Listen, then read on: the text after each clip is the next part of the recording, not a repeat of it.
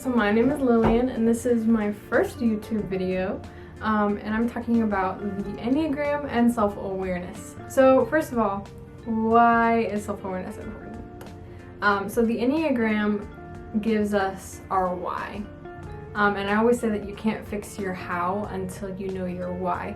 And your how is just your behavior. It's how you interact with the people around you, with your family, your friends, your clients, your coworkers, etc. It's how you handle stress. It's how you handle problems that come up. It's how you fix things. It's how you do everything. So your how is just your how you do anything. And if you don't know your why, like what's driving that and where that how is coming from, then you are essentially sleepwalking.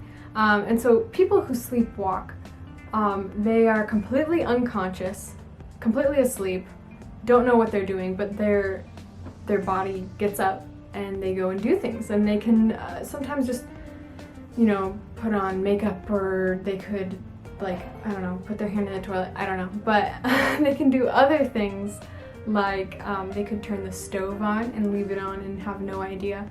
They could walk into moving traffic. They could climb to the top story of a building, and then, it could be very dangerous is the point. And this is the same thing is true and applies to our internal, emotional, and mental lives. And so self-awareness and knowing your why essentially gets to the root of problems instead of just treating behavior. So a problem comes up and you're not just weed whacking it all down, you're looking at it, pulling it from the root, and actually fixing the problem. Because if you're not getting to the root of problems, you're just pulling the surface, and that doesn't actually fix problems. It's just treating the behavior. So that's true with ourselves. We can't fix the problems that we have, that we present, and that we cause in our lives if we are only treating minor little surface level behaviors. So that's why we have to get to our why. That's why we have to get deep and be self-aware and be objective observers of ourselves. Now that we've kind of established why self-awareness is important and what that is and kind of what that looks like, what is the Enneagram?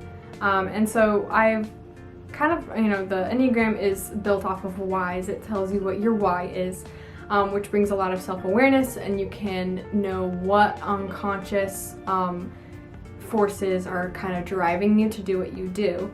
But the Enneagram, as far as structure goes, I'm just going to do a very basic overview, and I'll go way more into detail in other videos, but broken up into, so there's 9 numbers, and they are broken up into triads, which is probably my favorite concept in the Enneagram, because it tells you like your processing patterns. So triads, there's head, heart, and gut, or instinctual. And head numbers are all focused in the head, so info always comes in as a thought first, and then there's the heart triad, and everything is taken in as an emotion first, and then the gut triad, or the instinctual, is everything hits them as an instinct first. And then you start in one of those 3 areas, and then you usually move it to another. Or that's what your processing pattern is. So you take it in one initial place, and then you process it more in a different place. So like for 3s, they take information in through the heart. They're in the heart triad, but then they take that information and put it in their head, and they think about it. So that's how they process. And that's incredibly interesting and useful to know what your triad is and what your processing pattern is just because you can kind of recognize those patterns and be able to notice like healthy things in that and unhealthy things in that, and be able to really develop where you aren't processing in, so that you can work better in that area. So like for me as a 2, I'm a heart-gut processor. So I take everything in as an emotion, and then I act on it. So what I could really work on doing as a 2, or 2s could work on doing in that processing pattern, is to, instead of acting on it, maybe keep it up here, feel it, understand that emotion before you act on it. maybe think about it a little bit more. So wherever you are not processing, it would be good to slow down and to be able to really take a breath and work on that area, wherever that is. So that's one thing with triads. And then the 9 numbers each have their own set of core fears and motivations that's unique to that number. And this is so interesting because the Enneagram is built off of those core fears and motivations and not off of behavior and characteristics, as so many other personality tests and typing tools are.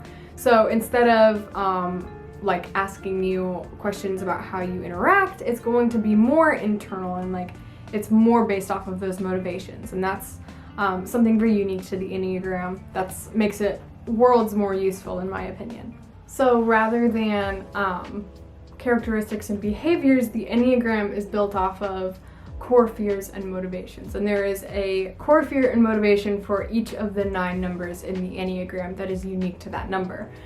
So you can look like a 9 and actually be a 2, or look like a 6 and actually be a 3.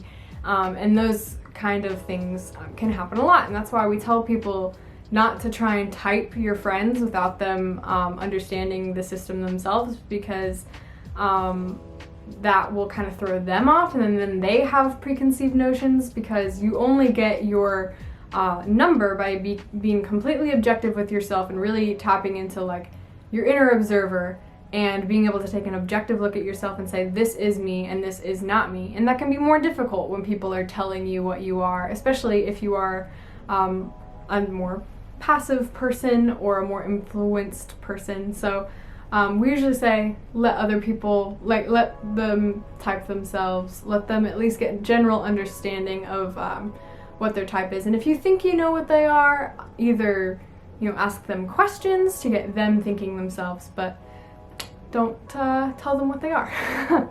So you have your base numbers, and there's 9 of those into those 3 triads. So with your base number, you can have a wing. And there's a lot of confusion that usually surrounds wings because people usually think that their second highest score is their wing. So like I'm a 2, and I thought my next highest score was 9, so I thought, oh, I'm a 2 wing 9, but that's not how that works. So a wing is you have your base number, and then you have the 2 numbers on either side of your base number in the sequence, and one of those numbers can be your wing. So if you're a 6, you can have either a 5 wing or a 7 wing, or if you're a 9, you can have either an 8 wing or a 1 wing, because it comes full circle. So 1 and 9 are next to each other, and then 1 you can have either a 9 wing or a 2 wing, and etc., etc. For every number that there is, you have 2 wings, 1 on either side. And the wings, honestly, they get talked about a lot, but they're not as important as your base number, and just knowing what your core fears and motivations are, because all the wing does is they're fun to learn about because they add a little bit of flavor to your base number. They add a little bit of, pizzazz or something, but they don't necessarily do as much for the personal growth. It's more just understanding and like being able to be like, that does seem like me, and like it can sometimes help you get to your base number because of the kind of flavor that it can add, if that makes sense. So wings are not as crucial for the growth process, but it is a good thing to learn because it helps you understand a little bit more of that holisticness of the Enneagram. Like, you have your base number, but there is a little bit of extra that you can get. And another thing is, you usually have one dominant wing. And sometimes you can have even wings, but it's usually you have one dominant wing and one less dominant wing. Some people say you don't draw from that number at all, but personally I think so. You have your dominant wing, and then you occasionally pull from that other wing, but it doesn't have nearly as much influence on you as that dominant wing. So like for instance, a good example of wings that are very dynamic and very interesting and good to know is, so like 3s can either have a 2 wing or a 4 wing, and your personality as a 3 can look incredibly different. 3s can look incredibly different whether they have a 2 wing or a 4 wing. 4 wings make them more quiet, introspective. It can bring a lot of inner turmoil, and 2 wings are very outgoing and bubbly and helpful, and they can just look incredibly different, and it helps you kind of discern what characteristics really play into how you react with the world. So wings, very interesting, really fun to learn about, but and then another, probably one of the most important things to learn in the Enneagram is your growth and stress arrows. So you are your number, and you will always be that number with those core fears and motivations. But then in seasons of stress, you probably know this without the Enneagram, but you act differently when you're stressed out, and when something's going on that's really bothering you. Or sometimes you act different, and you feel different, and you react differently to people, and you don't even know why. And this is why the Enneagram is important, because the Enneagram, you go from your number, and then we have a stress number, and then a growth number or a security number.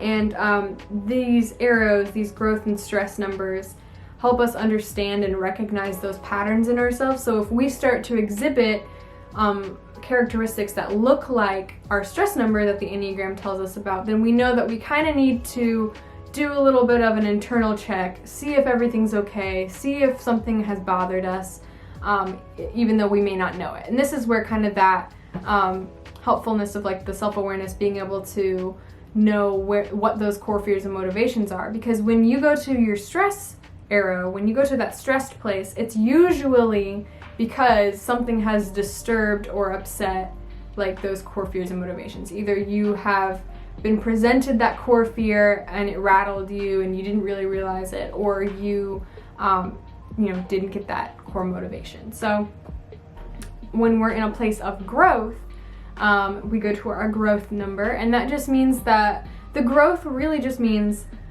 whatever it is that our personality type is lacking in, that we could really use a little of, so that we can be more whole as a person. And so that we can be reacting well to things, and that we can come at things with a little bit of what we are normally lacking. So you can go through a season where you can be stressed out as like a very stressful, trying season, but then pull from your growth number, like take those things that you see that you need and apply it to yourself, apply it to the situation, and be actually in a season of growth. So that's very complicated and maybe a little confusing, but basically you can be stressed out, going through a time where it's really stressful, and still grow as a person because you know what you are inherently lacking in your personality, that you, or at least that you're not good at, and try and do those things anyway. But in the security realm of that, because it's kind of growth and security, it's just like when nothing is really stressing you out, you feel okay, you go to more of that comfortable, less on edge, and that's kind of what you will exhibit normally. Or like, not normally, but like when you are not stressed out or in an average space. And the average space is just kind of how you are averagely, obviously, that makes a lot of sense. But like, it's, the average space is you are kind of, you're trying to grasp onto things to meet that core motivation or core desire, and then avoid that core fear. So that's just kind of like what you're doing day to day. It's kind of like a tug of war with yourself of like trying to meet your needs and or avoid your core desire or core fear and function normally and on a day-to-day life. So in an average space, you can apply those growth principles to yourself and then be a little bit more whole. And when you're in that stress, being able to recognize when you're exhibiting signs of your stress number, you can kind of go back to where you need to be and look internally and like where you need to work and what bothered you and all that stuff. So growth and stress arrows are very useful for being able to recognize healthy and unhealthy patterns in yourself, and say, I'm acting like my stress number right now. I'm very irritable, or I'm withdrawing, or whatever that may be, for your number, and saying, okay, what am I missing that has caused me to revert into this place of self-protection? Because that's all the stress number is. It's like, it's trying to protect yourself from your core fear and reach your core desire. And that's all the Enneagram is trying to avoid that core fear and reach your core desire. But all we're trying to do is do it in a better way, in a healthier way, so that we can become more holistic people that have control over our own lives and our own emotions, and glorify our God, and glorify, just make a good name of ourselves and be able to say with confidence, yes, I have a healthy relationship with my family. Yes, I can be alone and not feel rejected or in pain. Yes, I can go through my daily life without feeling fear of absolutely everything. There's just a lot of things that can come from being able to understand, have empathy for ourselves, and take control of things that we normally wouldn't have control of if we weren't aware of them. So I really hope that this has been incredibly valuable for you, because it's been incredibly valuable for me. Just like being able to sit here and talk and hopefully speak into your lives a little bit, help you understand what the Enneagram is, why self-awareness is important, because it's a very complicated thing. And I'm going to be the first to tell you that the Enneagram is not going to tell you exactly who you are and how you are and what you do and change you for life, as far as encompassing the dynamic person that you are, because people are so dynamic that we cannot, with any tool, fully define that person. But the Enneagram does do a really good job of trying to kind of encapsulate a person and how we operate and present it in a way that we can understand and try to work on. So it's less of a, this is a box and I've put you in it and this is who you are. It's more of a, you are kind of in a box and I want to help you not be just that. You can be more than what you feel like you can achieve. You can be more than who you love. You can be more than whatever is holding you back from being what you need, or from having what you need. You know what I mean? So like, it's less of boxing you in and more of, here's the key, choose whether or not you want to leave that box. So I hope this has been really good. People are dynamic, people are not their Enneagram number, but gosh is it helpful. So thanks, and I look forward to talking more in future videos.